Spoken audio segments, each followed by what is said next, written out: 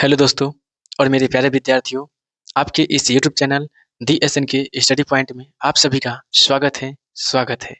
अभी हम लोग पढ़ने वाले हैं बहुपद यानी कि पॉलिनोमियल के बारे में पढ़ने वाले हैं कि बहुपद क्या होते हैं।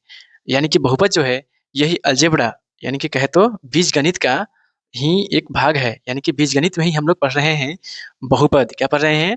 बहुपद। यानी इससे पहले ये बता दें कि अलजेब्रा क्या होता है। तो इसके पहले वाले वीडियो यानी कि बीजगणित के परिचय में इसके बारे में बता चुके हैं। यदि वो वीडियो नहीं देखे हैं तो कृपया उसे देख लीजिएगा। आपका ये बीजगणित किसे कहते हैं, बीजगणित क्या है, इसका जनक कौन है, ये सब चीज़ के बारे में बता चुके हैं। चलिए अभी पढ़ने वाले हैं अलजेब्रा में, वो अलजेब्रा का एक भाग है क्या? बहुपद। और उस बहुपद के बारे में जानकारी लेने वाले हैं कि उसको इंग्लिश में कहते हैं पोलिनोमियल। क्या कहते हैं? पोलिनोमियल। बहुपद क्या होता है? बहुपद कहते किसे हैं? इसे आसानी से समझिए। बहुपद से संबंधित ऑब्जेक्टिव में सवाल आते हैं कि कौन से संख्याएं जो है, जो भी कुछ एग्जाम्पल लिख दिए जाते हैं, वो उसमें से पहचानने को आता है कि इनमें से कौन बहुपद है, कौन बहुपद नहीं है। इससे से संबंधित सवाल जो है आसानी से बन पाएगा यदि हम बहुपद को आसानी से समझ जाए तो। चलिए देखते हैं बहुपद किसे कहते हैं। क्या? बहुपद यानी कि पोलिनोमियल क्या होता है। तो पोलिनोमियल के बारे में आता है क्या है कि वह बीजीय व्यंजक जिसमें पदों की संख्या, क्या बोले, पदों की संख्या निश्चित हो। सबसे पहली बात कि उसकी पदों की संख्या क्या होगी?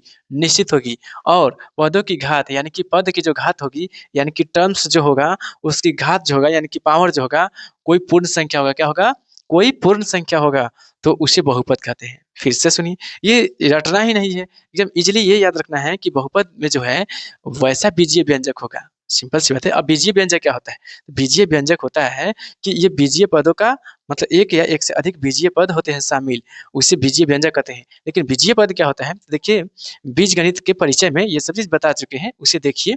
चलिए, तो उसके बाद बढ़ते हैं क्या कि बीजीय व्यंजक जिसमें, यानी कि वह बीजीय व्यंजक जिसमें पदों की घात यानी कि जो जो टर्म्स होंगे, उसके पद की जो घात होगी, वह घात कैसा होना चाहिए? यानी कि वह पूर्ण संख्या में होना चाहिए। कैसा होना चाहिए? पूर्ण संख्या। पूर्ण संख्या कहाँ से शुरू होती है?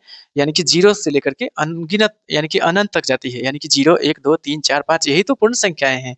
क्या ये सब पूर्ण संख्या है? यानी कि कोई भी बीजीय व्यंजक होगा उसमें चर का घात जो होगा ना, यानी कि उस पद में चर का घात जो होगा, क्या होगा? यानी कि पद की घात में, यानी कि एक चीज है, पदों में चर की घात, यहाँ पे पदों में चर की घात ज्यादा बढ़िया होगा। यानी कि वह बीजीय व्यंजक जिसमें पदों की संख्या निश्चित हो और पदों में यानी कि पद जो होंगे उसमें चर की घात कोई पूर्ण संख्या हो। चर की घात कैसा हो? कोई पूर्ण संख्या हो, तो उसे कहते हैं बहुपद। चलिए एग्जाम्पल के द्वारा समझते हैं कि कैसे समझेंगे कि बहुपद है या नहीं है। जैसे कि लिखें 4x² प्लस 2, ये बहुपद है। तो हाँ, क्यों? क्योंकि इसमें क्या है, ये तो गुणांक है 4 और ये x क्या है? चर है। चर का पावर क्या है? 2। 2 कौन सा संख्या है? पूर्ण संख्या है ना। तो यानी कि ये पूरा को कहेंगे क्या कि ये बहुपद है। फिर क्या है? ये है कि y प्लस 3x -1। अब ये क्या बहुपद है? तो ये बहुपद नहीं है। क्यों? क्योंकि x यानी कि 4 का घात क्या है? माइनस वाले संख्या। माइनस वाले संख्या क्या होते हैं? यानी कि पूर्ण संख्या नहीं होते हैं। जब पूर्ण संख्या नहीं होते हैं तो ये बहुपद नहीं होंगे। यानी कि कुछ भी कहा जाए, जो भी एक्स वाई जेड जो भी यानी कि चर होंगे, उसका पावर जो है सम संख्या होना चाहिए, यानी कि धनात्मक संख्या होना चाहिए। जीरो भी हो सकते हैं उसके जगह पे। जैसे कि और भी एग्जाम्पल लेते हैं, ये बहुपद नहीं है। हाँ, ये क्या है? जैसे कि y की पावर 5, क्या ये ऐसे ही इतना ही लिख दिए? क्या ये बहुपद है? हाँ जी, ये बहुपद है। क्यों? क्योंकि 4 का घात क्या है? 5 है। 5 क्या है? पूर्ण संख्या है। ये बहुपद है। ये बहुपद का मतलब ऐसा नहीं कि हाँ बहुत बहुत बड़ा व्यंजक दे दिया जाए तो उसे बहुपद कहेंगे, ऐसा नहीं। अकेले भी एक यानी कि बहुपद हो सकता है। चलिए और भी बहुपद के एग्जाम्पल लेते हैं। जैसे कि 3x³ plus 3x² minus 2x plus 3, क्या ये बहुपद है? तो इसमें पहले चेक करेंगे। क्या चेक करेंगे? कि देखेंगे 4 का घात क्या क्या दिया है। 4 का घात यहाँ 3 है, यहाँ भी 4 का घात 2 है, 4 का घात 1 है। तो ये बहुपद है। क्यों? क्योंकि ये सभी के सभी पूर्ण संख्याएं हैं। क्या है? ये सभी के सभी पूर्ण संख्याएं हैं, इसलिए बहुपद है। ये भी बहुपद है। लेकिन इसका मतलब इसके बारे में और भी बढ़िया से जानते हैं क्या, कि जैसे कि 1/x लिखा, क्या ये बहुपद है? तो ये बहुपद नहीं है। क्यों? क्योंकि x को जब हम ऊपर लाएंगे तो माइनस में हो जाते हैं। ये बहुपद नहीं है। ये घातांकीय वाले जो मतलब वीडियो है उसे आप देख लेंगे तो ये स्पष्ट हो जाएगा कि माइनस कैसे आ जाते हैं। तो क्या है, माइनस वाली संख्या पूर्ण संख्या नहीं है, ये बहुपद नहीं है। क्या ये बहुपद है?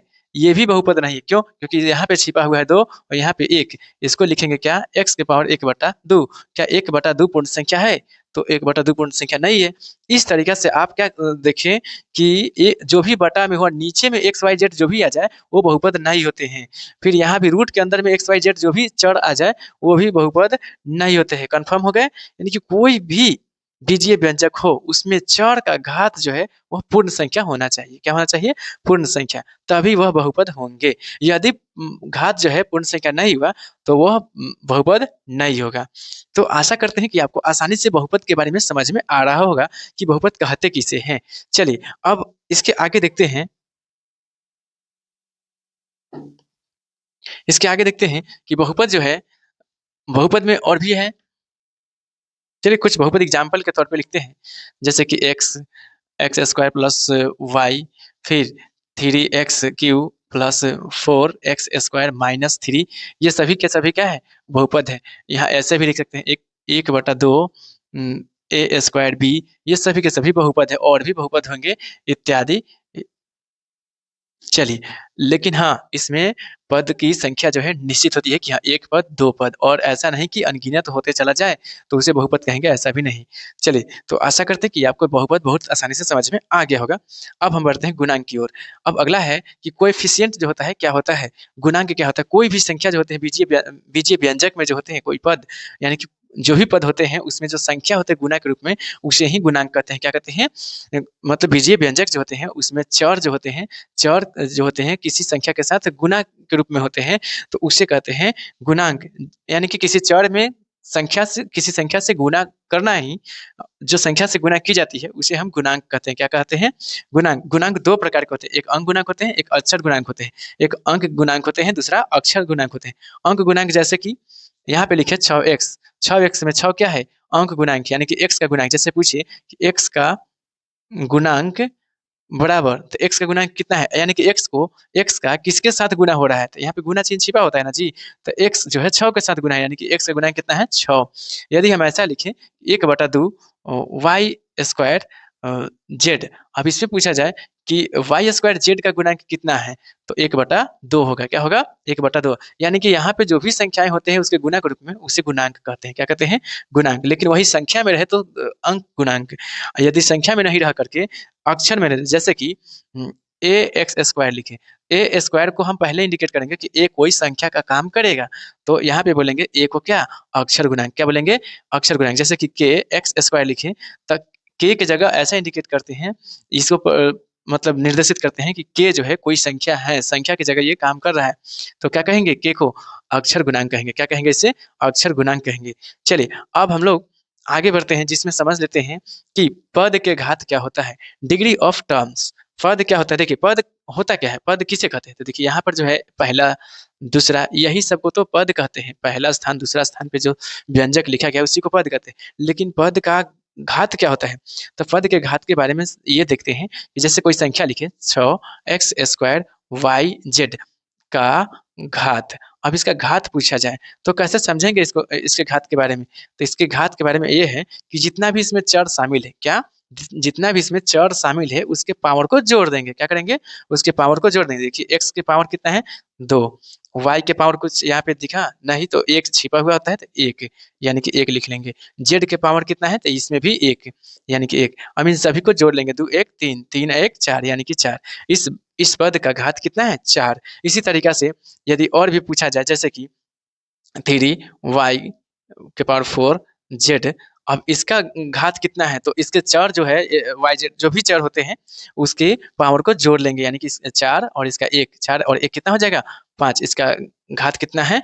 5। इस पद का घात कितना है? 5। हाँ, लेकिन इसमें याद रखने की बात ये है, इसमें याद रखने योग्य बात है, ये जरूरी बात है कि कोई संख्या भी तो पद होता है, यानी कि 6 भी तो कोई पद है, कोई संख्या भी पद होता है। लेकिन इसमें क्या होता है, यहाँ पे 0x कहने का मतलब है कि यहाँ पे शून्य के रूप में जो है ये चर जो होते हैं छिपी हुई होती है। अब इसमें पूछा जाए कि इसमें इसका जो है घात कितना है, इस पद का घात कितना है, ये अगर बहुपद है तो इस बहुपद के घात, इस पद का घात कितना है? तो याद रखिएगा, जो भी अचर संख्याएँ होंगे, जिसका मान नहीं बदलता है, वो फिक्स यानी कि संख्या होते हैं, तो उसमें जो है उस वैसे पद का जो घात होते हैं, वह 0 होते हैं। क्या होते हैं? 0 होते हैं। चलिए, अब हम लोग आगे बढ़ते हैं, जिसमें देखते हैं कि बहुपद के घात, अभी-अभी समझे हैं ना बहुपद कि किसे कहते हैं? यानी कि कोई भी जीव व्यंजक होता है, उसका पावर पूर्ण संख्या होता है, उसे बहुपद कहते हैं। तो उस बहुपद के घात क्या होगा? तो देखिए, बहुपद के घात के लिए हम लोग देखते हैं क्या? जैसे कि बहुपद के घात है कि कोई संख्या लिखें, जैसे कि 4x³ माइनस में 2x² प्लस 3y। अब ये भी बहुपद है। अब ये बहुपद में हम देख रहे हैं क्या कि इसका घात कितना है? इस बहुपद का घात कितना है? इस बहुपद का घात जो है, यानी कि सबसे इस इस बहुपद में देखेंगे कि सबसे बड़ी घात वाले पद कौन था? सबसे बड़ी घात वाले पद जो है ये है। अब इसमें इसका पावर अधिकतम कितना है? 3 है। तो इसके कारण जो है हम बोलेंगे कि इस बहुपद का घात जो है 3 है। बहुपद का घात कितना है? 3 है। यानी कि सबसे बड़ी घात वाले पद के हिसाब से इस बहुपद का घात समझा जाता है कि इस बहुपद का घात जो है 3 है। यदि किसी बहुपद जो है ऐसा है कि y की पावर 5 प्लस 2y माइनस 4, अब इस प्रकार के बहुपद हो, पूछा जाए कि इस बहुपद का पावर कितना है, यानी कि घात कितना है, तो हो जाएगा कितना? इसमें हम देखेंगे लाइन से कि किसका पावर ज़्यादा है। तो यहाँ पे 5 ज़्यादा है, यहाँ पे 1 है, तो ये सब बड़ी संख्या है, यानी कि इस पद का घात ज़्यादा है, तो कहेंगे कि इस बहुपद का घात जो है क्या है? 5 है। इस बहुपद का घात कितना है? 5 है। तो आशा करते हैं, आशा नहीं पूरा विश्वास करते हैं कि ये बहुपद के साथ-साथ गुणांक, अंक गुणांक, अक्षर गुणांक और पद का घात, बहुपद के घात आसानी से आपको समझ में आ गया होगा। चलिए